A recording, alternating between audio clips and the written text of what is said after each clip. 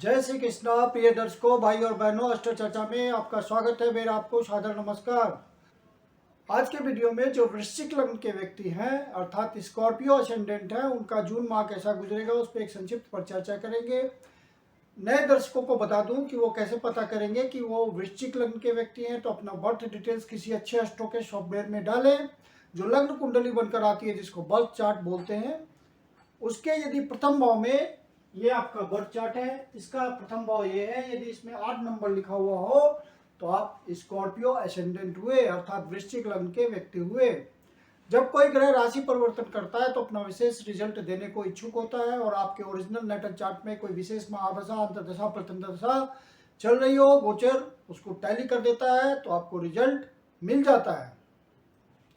आगे बढ़ने से पहले आप अपने चैनल एस्ट्रो चर्चा को सब्सक्राइब कर लें यदि अभी तक सब्सक्राइब नहीं किया है या पहली बार देख रहे हैं। यदि वीडियो अच्छा लगता है तो लाइक करें और अपने परिचित जनों को शेयर भी करें। 1 जून को जो गोचरीय परिस्थितियां हैं वो आपकी कुंडली पे मैंने दिखाया हुआ है और जो जून माह में महत्वपूर्ण गोचरीय परिवर्तन है वो मैंने डिस्प्ले किया हुआ है। आपके लग्नेश हैं मंगल महाराज और मंगल महाराज पंचम भाव पे गोचर कर रहे हैं।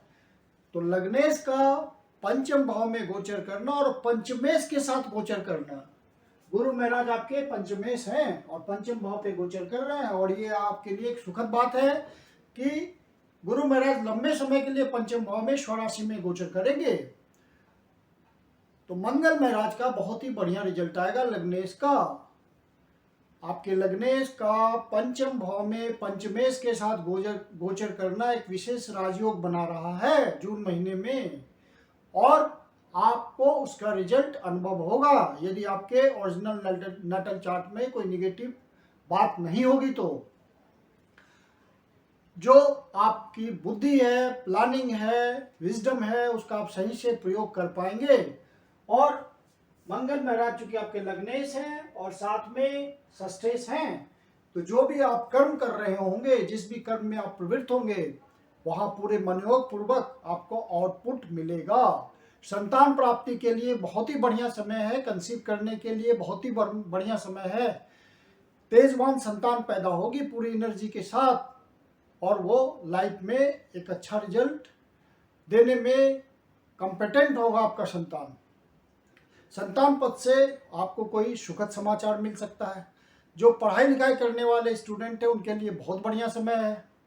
पूरे मनयोग पूर्वक, पूरे उत्साह के साथ पढ़ाई करेंगे और गुरु महाराज का साथ है तो उत्तम दर्जे की पढ़ाई होगी। हायर एजुकेशन के लिए जो स्टूडेंट ट्राई कर रहे हैं, जो व्यक्ति ट्राई कर रहे हैं, उनके लिए बहुत बढ़िया समय है और उत्तम रिजल्ट की वहां से भी प्राप्ति होगी। तो गुरु महाराज और मंगल महाराज का पंचम भाव पे गोचर करना आपके लिए जून माह में बहुत ही सुखद है।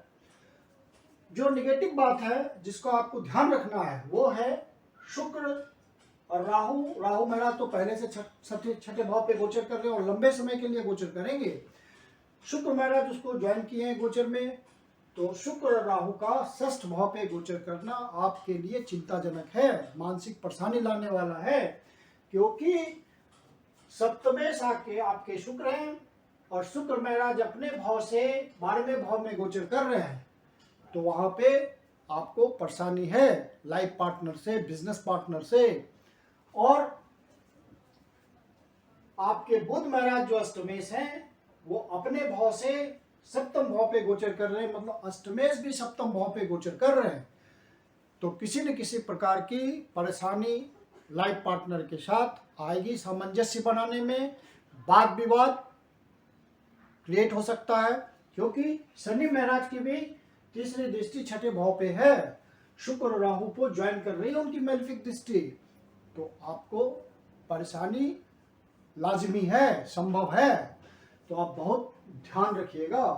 और इन सब से बचने के लिए दुर्गा जी की उपासना कीजिए। आप जिस भी तरह की करते हैं उनकी उपासना करने से आपको लाभ जरूर मिलेगा। राहु षष्ठ भाव पे गोचर कर रहे हैं। राहु महाराज का षष्ठ भाव पे गोचर करना अच्छा है, लंबे समय के लिए आपके कुंडली पे गोचर कर रहे हैं तो षष्ठ भाव का अच्छा रिजल्ट आएगा। शत्रु पराजित होंगे, जो आप काम कर रहे हैं उस काम में विजयी होंगे, कंपटीशन में विजयी होंगे, अपने प्रतिद्वंदियों को पछाड़ देंगे। तो राहु का छठे भाव पे गोचर करना बहुत ही लाभप्रद है। लेकिन इस समय शुक्र महाराज उसको ज्वाइन कर रहे हैं, तो एक तरह का लस्ट का निर्माण हो रहा है, यहाँ पे चारित्रिक पतन का योग होता है। ये शुक्र और राहु की युति यदि आपके ओरिजिनल नेटल चार्ट में होगी तो ये विशेष खराब समय होगा इस मामले में आपका, क्योंकि सप्तम भाव से ये 12वां भाव है। तो आपने ध्यान नहीं दिया तो आपका चारित्रिक पतन भी हो सकता है। तो यहाँ पे आपको विशेष ध्यान रखने की जरूरत है। स्वास्थ्य का भी ध्यान देना है, क्योंकि शनि महाराज की दृष्टि आई यहाँ। किसी तरह का रोग डेवलप हो सकता है, क्योंकि और वो प्लस में इसलिए जाएगा नेगेटिव, क्योंकि 5 जून को शनि महाराज वक्री हो जाएंगे। तो शनि महाराज बहुत पावरफुल हो जाएंगे, और वक्री ग्रह स्वास्थ्य संबंधी परेशानी देते हैं, वहाँ कोई राहत नहीं करते। कोई पुराना रोग भी उभर कर सामने आ सकता है, और छठे भाव पे दृष्टि है उनकी, तो कोई न कोई रोग उभर कर आने की संभावना है। शुक्र महाराज भी गोचर कर रहे हैं, तो रिप्रोडक्टिव सिस्टम से संबंधित कोई बीमारी आपको उभर कर सामने आ सकती है। कोई जेनिटल डिजीज सामने आ सकता है, और वो एक तरह से आप कह लीजिए गुप्त रोग, जो कि आप किसी को बता नहीं सकते, उस तरह के रोग की संभावना हो जाती है ऐसे ग्रहों की दशा में। ऐसे ग्रहों के गोचर में इस तरह से कॉम्बिनेशन जब बनता है तो ऐसे रोग की संभावना होती है। तो आप अपना ध्यान रखिएगा, अपनी दिनचर्या को ठीक रखें, फूड हैबिट्स को ठीक रखें, एक्सरसाइज, योगा, मेडिकेशन, इन सब बातों के थ्रू अपने स्वास्थ्य का ध्यान रखें, प्रोटेक्शन दे स्वास्थ्य को, फिर कोई परेशानी नहीं होगी। ज्योतिष आपको सावधान करता है कि ग्रहों का ये डेंजर पॉइंट आ रहा है, आप सावधान रहो। तो आपने उसका ध्यान रख लिया तो निराकरण हो जाता है। शनि महाराज अपनी मूल त्रिकोण राशि में गोचर कर रहे हैं, लेकिन शनि बेसिक रूप से मैलेफिक ग्रह है, तो और आपके चतुर्थ भाव पे गोचर कर रहे हैं, तो माता के स्वास्थ्य में कमी हो सकती है। आपको मानसिक पीड़ा किसी तरह की आ सकती है, परिवार के सदस्यों के साथ कोई मनमुटाव हो सकता है, कोई वैमनस्य पैदा हो सकता है डोमेस्टिक एनवायरनमेंट में। तो इन सब बातों का आप ध्यान रखिएगा। बाकी जो रियल एस्टेट के सेक्टर में लगे हुए लोग हैं, उनके लिए बढ़िया समय है। कोई अच्छी डीलिंग हो सकती है। जो प्रॉपर्टी खरीदने बेचने, कोई फ्लैट खरीदना चाहते हैं, बेचना चाहते हैं, ज़मीन खरीदना चाहते हैं, बेचना चाहते हैं, लैंड खरीदना चाहते हैं, बेचना चाहते हैं, तो उनके लिए सही समय होगा, एडवांटेज रहेगा आपका। यदि आप प्रयास कर रहे हैं तो सफलता मिलेगी, क्योंकि पंचम भाव से संबंध बन रहा है आपके लग्नेश का, तो आपका फ्रैक्टिफिकेशन करा देगा। मंगल महाराज 27 तारीख को मेष राशि में प्रवेश करेंगे, तो लगभग पूरे महीने पंचम भाव पे गोचर करेंगे, और गुरु महाराज भी साथ दे रहे हैं।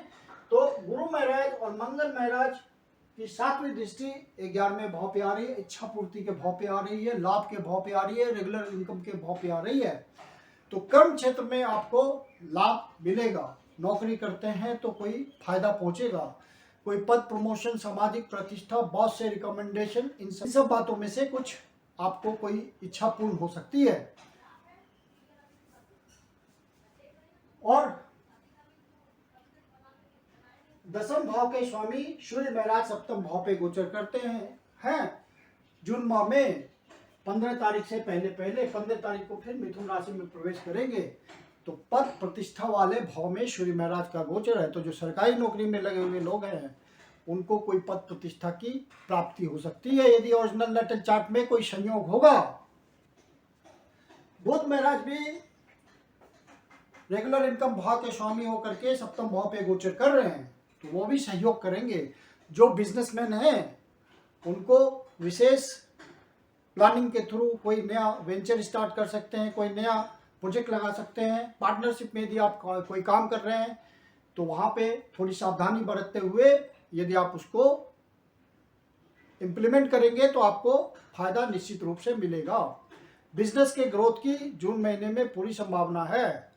किसी तरह का नया इंटरप्राइज शुरू हो सकता है, किसी तरह का आपको लाभ मिल सकता है, लॉन्ग टर्म रिलेशन बन सकते हैं जिससे आपको भविष्य में फायदा पहुंचेगा।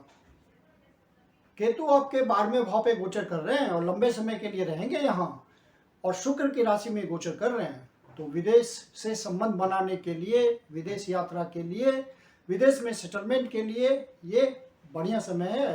केतु महाराज का गोचर अच्छा हो रहा है और आपको प्रयास करेंगे तो सफलता मिलेगी और ग्रहों का सहयोग मिलेगा तो आप बढ़िया सेटलमेंट कर सकते हैं बाहर। जो व्यक्ति आध्यात्मिक उन्नति चाहते हैं, आध्यात्मिक उन्नति में लगे हुए हैं, प्रयास में लगे हुए हैं, उनके लिए केतु महाराज का ये लंबा गोचर फ्रूटफुल होगा, फेवरेबल होगा।